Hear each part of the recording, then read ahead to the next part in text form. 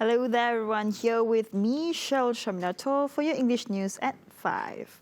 Let's get to the headlines. Now, in a bid to curb the spread of COVID-19, Borneo Medical Centre, Kuching, is ready to cooperate in the treating of patients. According to its chairman of board of members, Dr. Chew Chi Ming, this was based on the proclamation of emergency. Last year, 2020, we have been handling some patients from government public hospital, so-called outsourced public-private partnership to look after the non-COVID patient, right? But now under the emergency ordinance, we are asked to admit the COVID patient as well.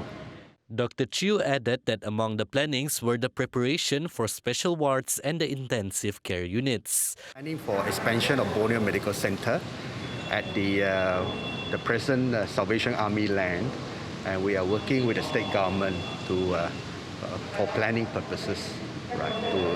To make up to 200 beds hospital at the Simpang Tiga site. We are planning. We are allocating about a ward of 8 beds at the moment with ICU facilities at Borneo Medical Centre, and that is in the planning phase at the moment. We're renovating now. Commenting further, Dr. Chew said that since the closure of borders, this has taken an effect towards medical tourism since due to the decrease of foreigners seeking treatment at the centre. The borders are closed. Our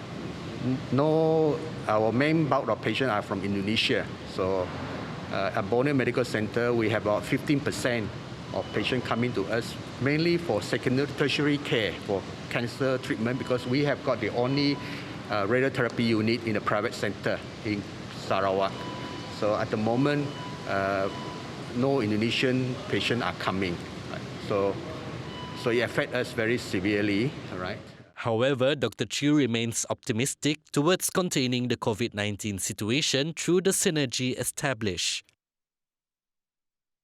Now, following the next update, as the newly discovered Lionhead rock formation in Tusan Beach, Borneo has reportedly collapsed. According to a local report, freelance photographer Lee Vunfa captured aerial drone footage of the missing Lionhead on January 24. Through the photos and videos taken by the drone, which were then posted on Facebook, Lee said he only found debris at the location where the Lionhead used to be, with only a portion of the rock left standing. Borneo Assemblywoman Dato' Rosie Yunus, when contacted by TVS, said the rock formation collapsed due to natural causes. Sebenarnya punca keruntuhan kepala singa ini lebih kepada semula jadi kerana berlaku ombak besar di sekitar pantai tersebut. Amat difahami sangatlah bentuk tanahnya di situ sangat lembut. Ya, dan ianya berubah ikut keadaan dan cuaca. Bila gelombang besar memang akan berlaku hakisan yang teruk kerana tanah dan juga pasirnya sangat lembut. The soft soil structure and erosion caused by waves also caused the collapse of the famous drinking horse head last year, a famous rock formation that propelled Tusan Beach to popularity, along with the blue tears phenomenon. Rosie Yunus said efforts are being made to conserve these fragile rock formations. Kita perlu mendapatkan pandangan daripada expert ya untuk melihat cara mana dapat mengurangkan hakisan tersebut. Jadi yang kita lihat secara kasarnya, satu daripadanya boleh dibina lah wave breaker, ya, tapi ia tidak akan menyelesaikan masalah secara keseluruhan, ya, sebab bila ombak besar ianya akan masih lagi melepasi wave breaker itu contohnya, tapi ia boleh merupakan satu daripada cara. Ya, itu dengan membina benteng pemecah ombak supaya ombak itu tidak terus ataupun direct kepada pembentukan di pantai. Now, 569 sets of personal protective equipment were given to Form 5 and Form 6 students at various middle schools in Betong Division in preparation for the face-to-face school session.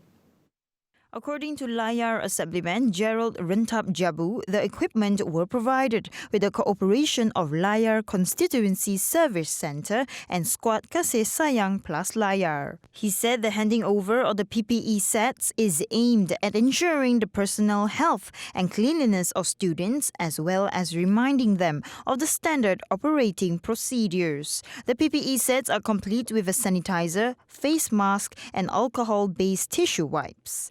Among the schools involved are SMK St. Augustine Betong, SMK Datuk Pati Kedit, SMK Ulu Layar, MRSM Betong and Betong Vocational College. Now, the Muka Youth Camp have been converted into a low-risk COVID-19 quarantine and treatment centre. The decision was made by Muka Disaster Management Committee or JBBM and Muka Hospital.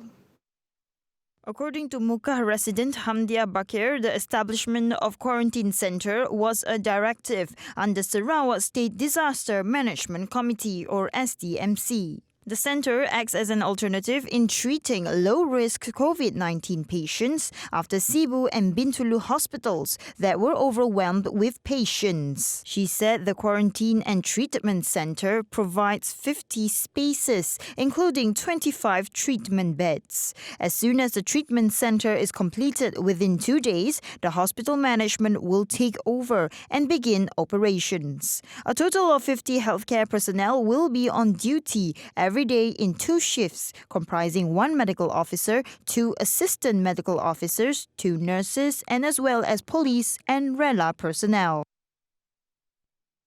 Hello there, everyone, and welcome back. Now, following the next news, as a World War II bomb found in a village area of Simpang 11, Kampung Jawa here, and was successfully detonated today.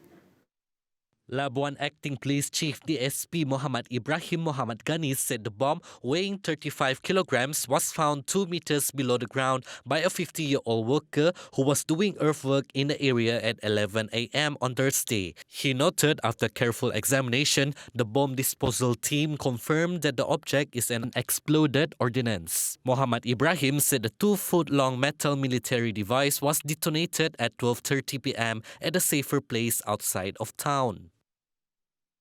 Now, the Ministry of Domestic Trade and Consumer Affairs, or KPDN-HEP, Miri branch personnel confirmed their gouging of computer and handphone prices at business premises in Miri.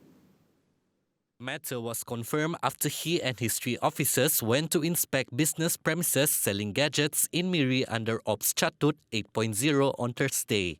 In a statement, he warned that if any of the traders were to gouge prices of electronic devices, the ministry will not hesitate to take stern action. Meanwhile, the curfew in the waters of 7 districts in the Eastern Sabah Security Zone, or S Zone, which is scheduled to end tomorrow, has been extended until February 14. Sabah Police Commissioner Dato' Hazani Ghazali said the curfew covers the water of Tawaf, Semporna, Kuna, Lahad Datu, Kinabatangan, Sandakan and Beluran. He said those living in the area are prohibited from approaching or being in the waters of the 7 districts between 6 p.m. and 6 a.m. Moreover, the curfew order was also to facilitate enforcement and monitoring of boat movements, while the presence of security vessels would create a sense of security for chalet operators and fishermen in the area. Wrapping up the news at 5 today, as United States President Joe Biden signed on Thursday 2 executive orders aimed at rolling back at his predecessor's healthcare legacy. Biden said Trump's orders resulted in making healthcare more inaccessible, more expensive, and more difficult for people to qualify for. The orders seek to strengthen Medicaid and the universal healthcare law brought into force while Biden was vice president in the Obama administration and undo Trump's efforts to curtail women's access to abortion. One of the orders allows for a website on which Americans sign up for insurance under the Universal Healthcare Law to open for a special enrollment period from February 15 through March 15 for new enrollees. In addition, it is of particular importance amid the coronavirus pandemic that has ravaged the U.S. While more than 431,000 people have been killed by the virus, those who survive run the risk of long-term health consequences, including lung scarring and heart complications. And that concludes our news at 5 today. Don't forget to tune in for our 11:30 Nightline with Handy Gui. Here with me, Shal Shaminato, and I'll see you next time. Have a good weekend.